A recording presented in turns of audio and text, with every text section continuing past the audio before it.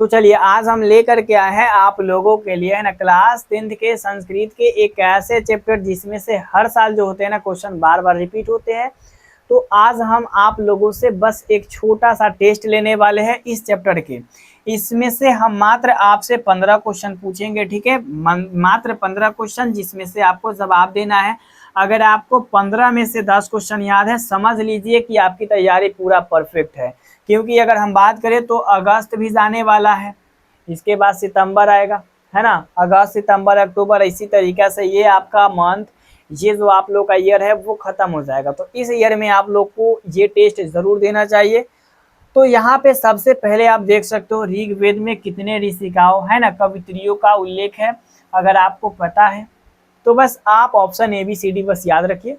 मैं बताने जा रहा हूँ सबसे पहले बात, ऋग्वेद में जो ऋषिकाओं का जो उल्लेख है ना वो 24 है, ठीक है। ऋग्वेद में टोटल जो है 24 ऋषिकाओं का उल्लेख है। ऑप्शन बी परफेक्ट हो जाएगा।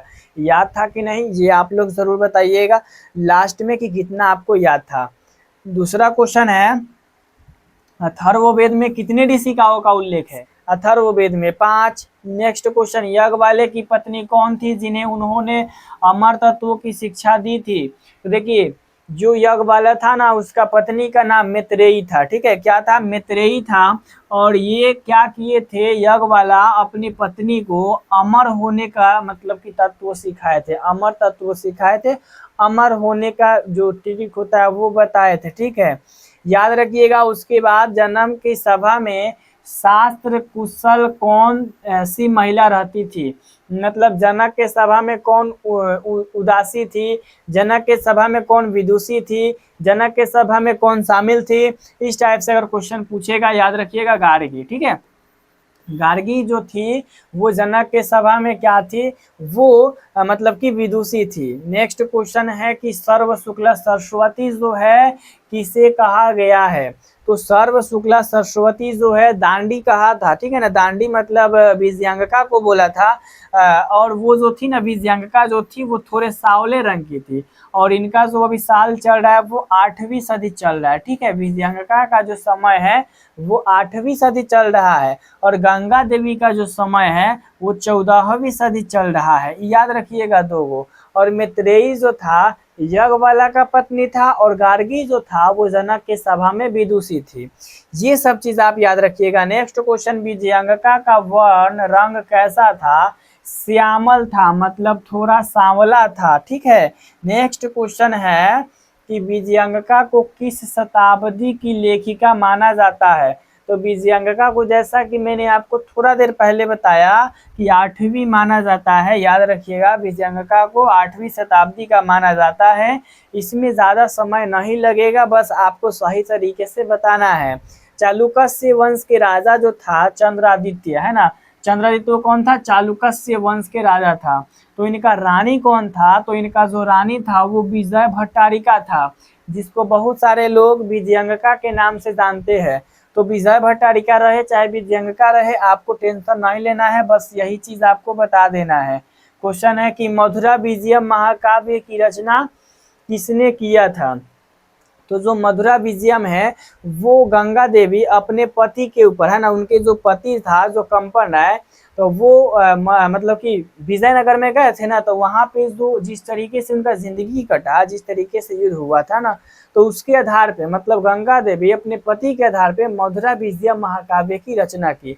तो 9 नंबर का जो परफेक्ट आंसर हो जाएगा वो आपका ऑप्शन ए हो जाएगा, गंगा देवी, ठीक है। नेक्स्ट क्वेश्चन है कि वरदाम्बिका परिणय, है ना, नामक चंपू, है ना, काव्य की रचना किसने किया था।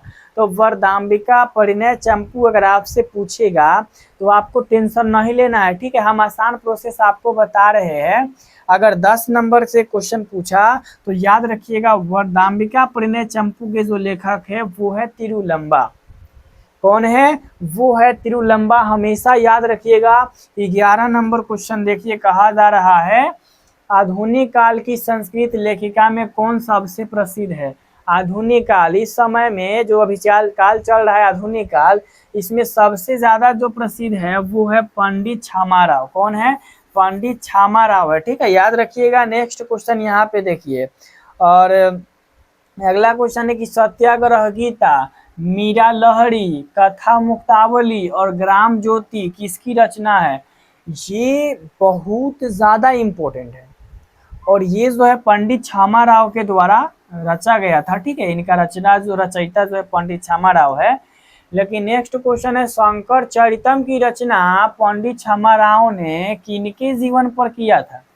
बताओ, शंकर चरितम की जो रचना है वो पंडित छामा राव किनके ऊपर किया था? तो अपने पिता शंकर पांडुरंग पंडित के ऊपर। मतलब शंकर जो चरितम जो था ना, मतलब कि पंडित छामा राव जो थे वो अपने पिता है ना शंकर पांडुरंग पंडित के आधार पर जो है शंकर चरितम की रचना की थी। ठीक है, इसके बाद समाज की गाड़ी किसके द्वारा चलती है? अब समाज की गाड़ी का मतलब ये नहीं है कि मोटरसाइकिल और मतलब कि कार और साइकिल। समाज की गाड़ी मतलब समाज कैसे चलता है? तो समाज जो एक होता है वो पुरुष और नारी दोनों से चलता है, ये चीज हमेशा याद रखिएगा। और नेक्स्ट क्वेश्चन है कि लौकिक संस्कृत साहित्य में जो प्रथम कल्प थी, मतलब प्रथम स्थान किसे माना जाता है? प्रथम कल्प कौन थी? तो लौकिक संस्कृत साहित्य में जो पहला जो स्थान पर था वह अगर हम बात करें तो विजयंका था, जो सावले रंग की थी, जिसको दांडी ने सर्व शुक्ला सरस्वती कहा। और ये 15 क्वेश्चन है इस चैप्टर के, बहुत ज़्यादा इंपॉर्टेंट है, एग्जाम में बार बार रिपीट होते हैं, इतना ज़रूर याद कर लीजिएगा। एग्जाम के लिए बहुत ही बेस्ट क्वेश्चन मैं लेकर के आप सभी के बीच आया था। तो आई होप कि आज के वीडियो आपको अच्छी तरीके से समझ में आई होगी। मिलते हैं इसी के साथ नेक्स्ट वीडियो में, तब तक के लिए जय हिंद, जय भारत।